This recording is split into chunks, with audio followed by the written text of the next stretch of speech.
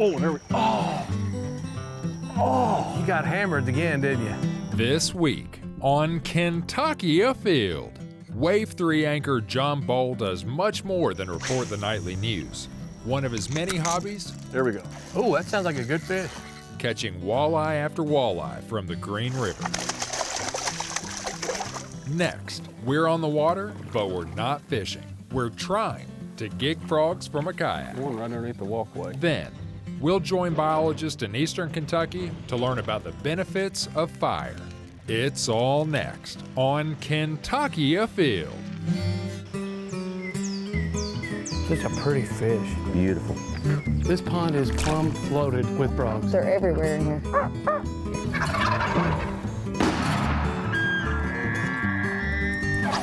Yeah, this is a good fish right here. Really good fish. Come here, girl. Yeah, boy. That's a big rabbit. Nice job. Yes! Yes! My first muskie. Mercy Leo! Yeah, look, here's a keeper. There it goes! Boom! Wow, that happened fast.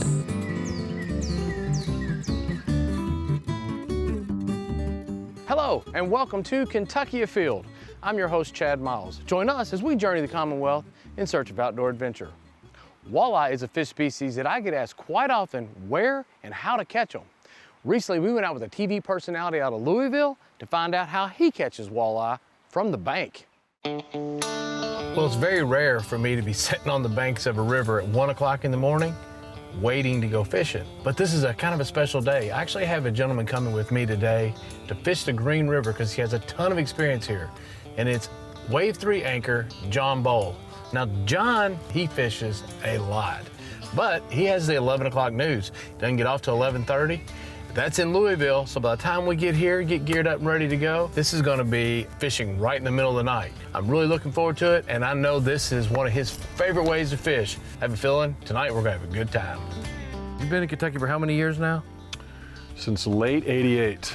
So all the places that all the opportunities to fish in Kentucky, I mean, this place really holds a little special This spot in your place heart, is doesn't it? better than Canada. This place is better than Wisconsin. A viewer turned me onto this a couple years ago. Said, if you like walleye fishing in the rivers of Wisconsin, we got walleyes down here in Green River, and I couldn't believe it. Like, once I started learning it, I got 51 walleyes my last 7 trips.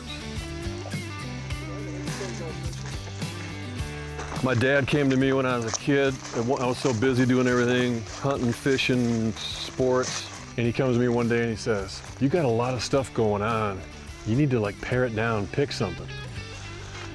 And he said, I suggest fishing. I said, that's a good suggestion. So we didn't even go hunting anymore. We just fished, right? Because the fall was best fall fishing in Wisconsin. So Yeah. and it's been ever since. Played travel baseball, probably about 13 years old. I'll never forget sitting there at All Stars one time, and I remember sitting out there going, man, I'd much rather be at the lake right now. You know, after you played 40 games of the year and it's August, so I literally dropped baseball as a kid because I wanted to be out there with Dad fishing. That's me too, man. It worked out well. Okay, we can wade out here. It's pretty shallow. You'll be able to see. What type of depth are we looking at? 3 or 4 feet. Okay, okay. And you'll want to do almost a wounded minnow thing. A moderate to a slow retreat. Yep, huh? just breaking the surface because you want to keep it up high. Just keeping it wobbling. You know what? It's a beautiful sound of nothing sitting down here, just every now and then hearing a lure hit the water. Chad, that's the whole thing, man. Like, even on nights when I don't do very well, just the ability to get away from the mayhem of news and hear the owls communicating with each other across the river, and hear the coyotes firing up in a pack, and the beaver swims by every once in a while. I mean, that is the most relaxing serenity. Oh, here we go. Got one? Told you. You weren't kidding. That thing just absolutely annihilated that bait. I will tell you That's this. a good one, too. Ooh, you got him. He's barely I hooked. barely got Just him take him hooked. right on up. Just what I do is walk him right on up, slide him on shore. That is a good idea, 'cause he is barely hooked. Literally, you're on the set at 11:35. 11:35. Here we are. What time is it? 1:40, 2 hours later, and the walleyes are coming. 2 hours later, and we have already got our first fish. It's a good one, too. Beautiful walleye right here out of Green River. With this cold water we have, you can fish for these things 10 months out of the year and have luck catching them. I mean, Yes. Today was 98 degrees. 98, we're standing in nice, cool 67-degree water. You've been an avid fisherman. You were telling me that even in college, you tinkered around with a little fun project. I had my own fishing show. So they're feeding, and the point is to try to get to a lot of spots with a fast bait like a spinner and harvest the fish. Lots of fish, all along the creek. The hard lesson I learned was the curse of the camera. Like the first time we went out, we couldn't catch any fish, and I thought we should, and we finally had to let the guy go back and got rid of the camera, went back out and killed him. So I was worried about tonight that we get out here and not, but I can see that's not gonna happen. That curse of the camera still lives when he goes fishing.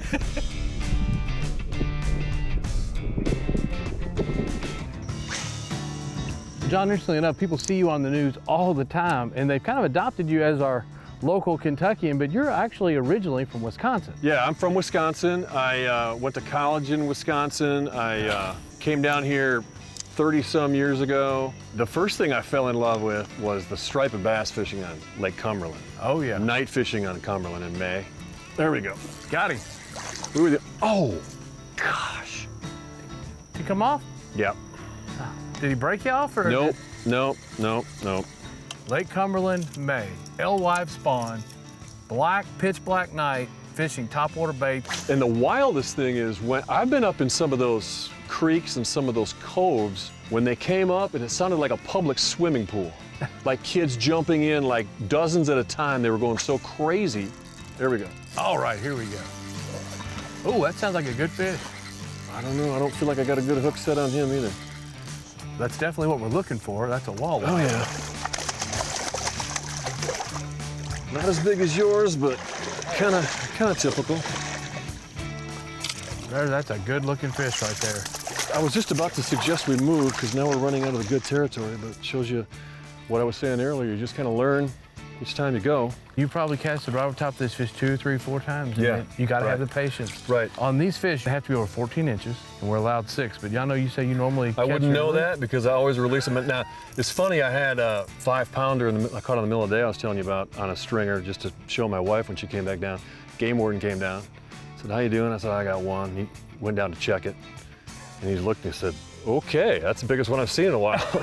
We're not going to have to measure that one. Yeah, It's right. well over 14. There you go. Well, nice job. All right. Nice catch. We're going. There you go. Such a beautiful fish. At night, I actually don't prefer a full moon like we have right here. The fish seem to bite better when it's pitch. There we go. Is that a fish? Yeah. Oh, that was a nice fish. Go on. No, Oh, that might have been a muskie. and muskies are not that uncommon for you down here. You say you've already caught 3 this year? Yeah, I got, biggest one was 42, 36, 38. I bring my muskie rod and I tell myself I'm gonna do it, but I'm so into these walleyes that I just don't do it. Oh, here we go. Here we go. Feels like about the same fish. Wait, that's Wait a a gar. minute. That's a gar. You got a gar. I think it's a gar. It is a gar. That Yeah. is the worst, man. You hook some huge gars down here. He does not want to give my AC shiner back. He's like, No. And he and I are going to have words on keeping that AC shiner. There we go. Looky there, a gar. There we go. There we go. There's a good one. We're going to get that fish back out. Head on out of here. That was not good. Lo and behold, I'm sitting over here and I hear your drag burning, and you caught this. It's a pretty good fish. I can't understand how sometimes you get them and sometimes you don't. Yeah. I was 5 for 5 last week, and I've missed several today. And you're throwing a bait very similar. It's got 3 treble hooks on it. Yeah. This one's got 2. Mine's got 3. I can't touch this bait without it actually hooking me, but they can grab it with their face. See, that's the thing, they're in here. Yeah, oh yeah. It's just you gotta kind of move and get away for a little while, let them resettle, come on back. It's a lot like stalking, it's a lot like hunting. Yeah. You gotta kind of get away at times and kind of get back in quietly. Oh, there we You got hammered again, didn't you? I'm gonna swap out Rapalis here in a minute because something is up. I love how you keep this pretty simple.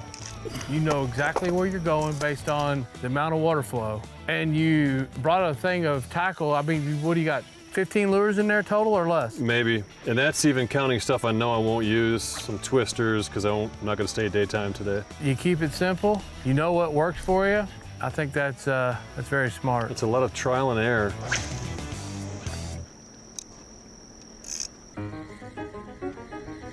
John, I've watched a lot of stuff you've done on TV. I'm a big fan, and I'll tell you, some of that investigative reporting that you've done has just been fascinating. It's gotten kind of dangerous. Yeah. They have a new policy where we hire a security team to go with me when I go do confrontations on things like drug houses and all that. I had a guy kind of lunge at us with a knife in one of the last ones we did, and I had my house graffitied up with death threats one time after a story, and I had to have 72-hour police guard. It's dangerous stuff, but it's important. It is important. People keep asking me why I keep doing stuff like drug houses and stuff. I said, because the people who live there need some help, and Yeah. they're not getting help. I'm sure time flies when you're doing it, but I'm sure when you come off of air and you get by yourself, it's got to be like, wow. It's interesting, like during those 3 nights of the bad protests in Louisville in May of 2020, Yeah. one of those nights, we had one of our news vehicles Molotov cocktailed in the parking lot. We did like 4 hours of continuous coverage, and when I got off the air, I had my stuff in my car and I came straight here. And it was one of the best fishing outings ever, for many reasons. Just, to get some serenity for a moment before going back. Just kind of nice to have something to turn to. Yes. When the world's just, you need a break from it, Yes. And when people are mean, I can tell you firsthand, Yeah. everybody's always in a good mood down here. I'll tell you what, these walleye can sometimes be a little bit light sensitive. Let's try to fish for them infrared real fast and see if we can't have a little more luck. My dad taught me 2 lessons in fishing. One is, you don't pay for night crawlers. You go pick them yourself. And the other is, you don't shine a light on the water. It scares the fish, especially walleyes. So whether that's true or not, I don't even know. But it's been ingrained into my soul. There's one. Ooh. Got one? Right here, Chad, on these rocks, right up close. Yeah. There you go. Whoa, did he freak out? Look at that, what a beautiful fish. Pretty typical. What kills me is how thin they are. Look how thin that is. Yeah. These are post-spawn, coming back up. Nice catch. I didn't even know you had one hook. And he was up real close on the end of those rocks that we've been fishing. Oh, yeah. Just like all of them about the same, aren't they? Yep, they're all about 21, 20, 21. It is something really cool about just coming out here and catching walleye, sitting here in the creek, that here when the sun comes up, we're gonna look like we can see all the way across this thing, almost walk across it. That's really cool. There we go. There's Got him. Haven't lost him yet.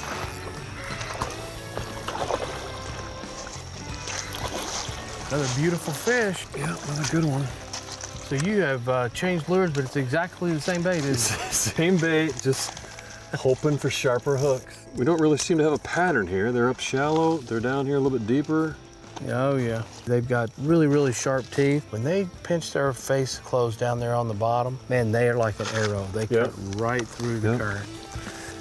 All right, no big ones yet, but good ones, huh? Oh, yeah. The number of bites that we've had tonight has made this trip worthwhile. Nice fish, man. Yep. Well, it's been a blast. I love keeping up with everything you guys Yeah. are doing, and I love watching your investigative stuff. Thank you very much. I love watching your show, and I'm honored to be on it. Watch fish again sometime. Let's do it again. I've enjoyed it.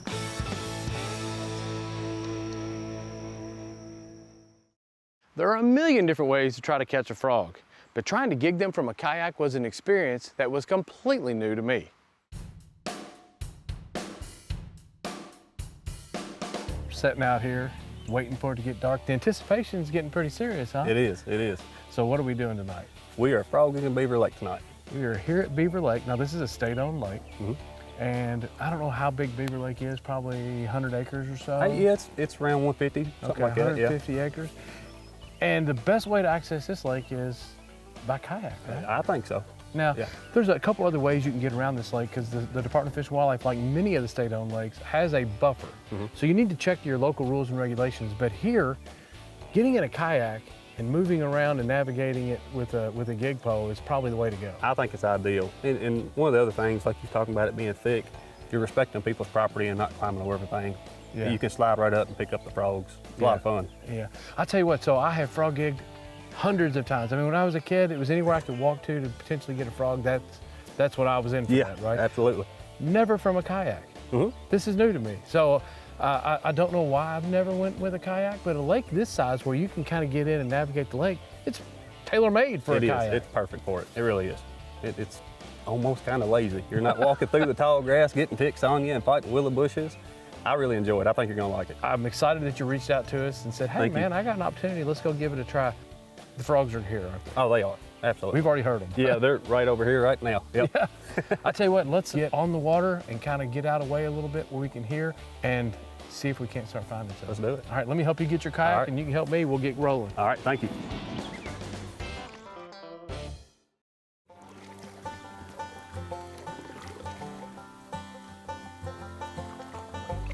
One right underneath the walkway. Yeah, I see that one.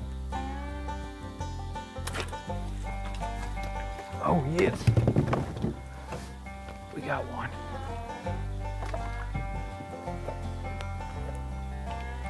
Well, he's barely on there. Well, Ryan, we finally got one. I wasn't too sure in this moss we were going to be able to ever get close enough without pushing the moss and scaring them under, but hey, this is a pretty good frog. It is. Ready?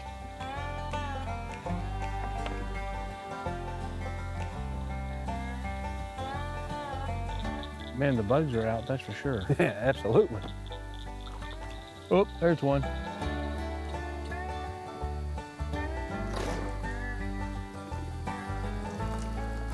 Oh, Is he on there? you're just pushing them underwater.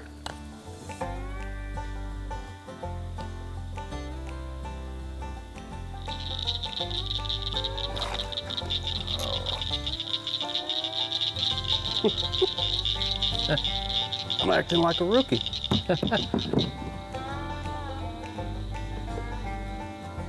I got a big one right here. All right.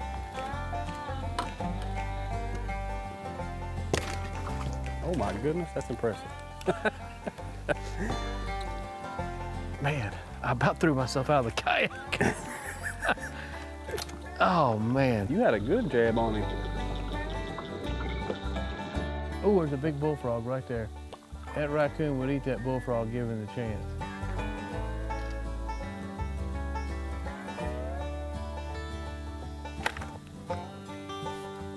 You got that one.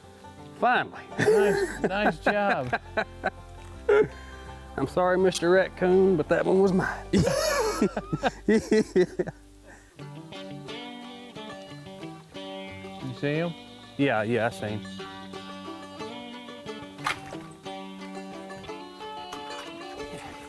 That sounds pretty promising. You get him? Oh no, he come off the With end. all that, and grabbed his leg and he jumped off. Oh. I poked him right under.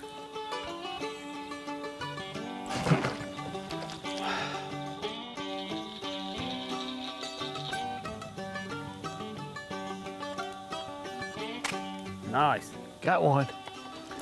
And that right there is a gig. Good job.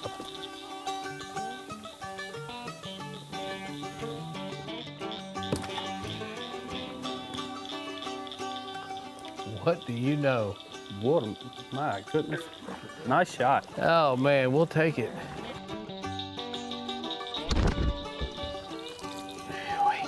All right, nice job. Thank you. Well, Ryan, this was definitely a lot of fun. It was a learning experience. It was a lot of fun. This is one of those things where, you know, what the debris and the algae in the water can definitely make this much more difficult. Yeah, but you know, we saw a good number of frogs. Maybe on a little warmer night, a little sharper gigs and wait till the department comes out. They're gonna spray this lake really soon and makes it a little more navigable. The frogs are here. They are absolutely here. The frogs are here, Yeah. and you know what? Going by kayak is a really good way to get at them because you can cover so much water. You really can. You can slip right up to them. Just unfortunately tonight, we had some obstacles. Hey, but you know what? You got enough frogs to fill a skillet. We sure do. So we're in good shape, and, Yep. And hey, thank you so much for showing me this. Yeah, thank you for having me on. I appreciate it. Definitely a lot of fun. When you hear the term fire, you immediately think about destruction. But if you were a wildlife biologist and you thought about controlled burns, you'd be thinking about new life. We're on the original release site. This is the old Starfire mine. This is also the spot where we did the helicopter capture this winter, where we captured adult cows and put implants in them to come back later in a couple of months and try to catch calves and be part of that monitoring study for adult cow survival and calf survival. We're going to be doing prescribed burns today up here, try to improve some habitat, try to get rid of some autumn olive, get rid of some of the unwanted plants that we have and promote growth of native vegetation and some cool season grasses that will provide better forage for elk up here. So we're using a drip torch today to ignite the fuels on the ground, and that consists of a canister which holds the mixed fuel, which is a combination between diesel fuel and gasoline. There's a venting mechanism that's on the canister. This controls the flow rate of the fuel that's inside so that we can control how much fuel is being put on the ground. In order to ignite the drip torch, you saturate the wick, pour a little fuel on the ground, and you can ignite that fuel, which in turn will ignite the wick, and you're ready to put fire on the ground.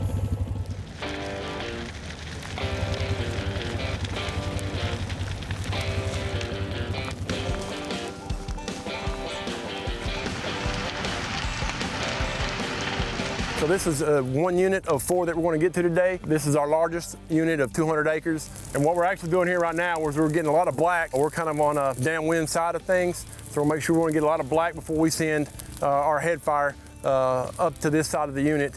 And basically what that's going to do is set back plant succession. We got a lot of non-native species in here, like Cerisa, Lespedeza, autumn olive, and we want to make sure that we keep our open areas open. In East Kentucky, we have a lot of areas that are predominantly wooded timber, and a lot of wildlife benefit from these open areas. Fire is a necessity to do that.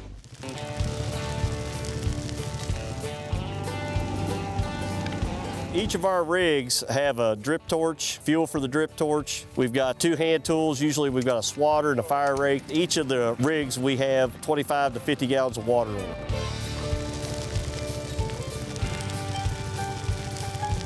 What we got going on here, as you can imagine, on our reclaim areas, there can be gas wells or gas lines that pop up out of the ground. So what we're doing right now, as you can see, we're blacking out to protect a gas line that pops up just in front of me here. What we're doing is we're blacking out all the way to a hard break on this side, and then this side we're also going to a road that is a hard break just down below us. So we want this gas line to be protected at all costs.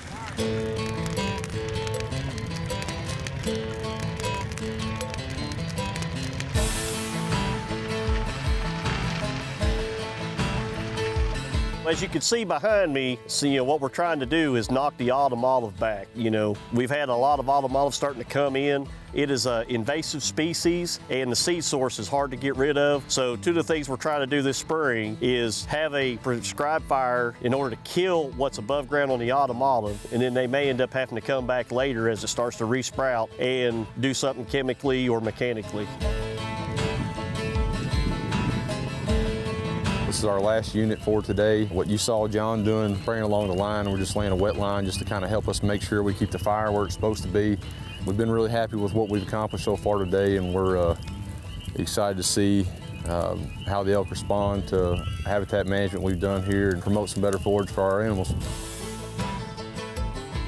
All right, so what we're doing right now, doing a mop-up, and what that consists of is crew members going around running the whole unit to make sure that all fire is out. Fire is good for all wildlife, and I hope that this is able to continue throughout the Southeast.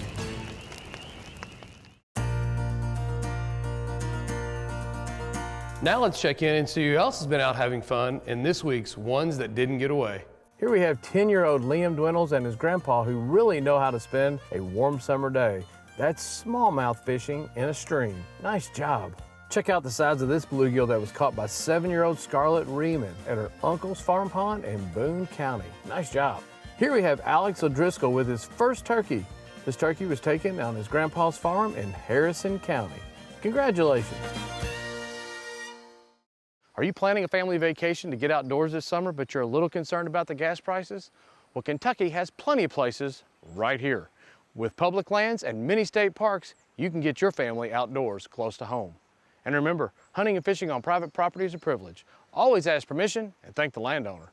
Until next week, I'm your host, Chad Miles, and I hope to see you in the woods or on the water.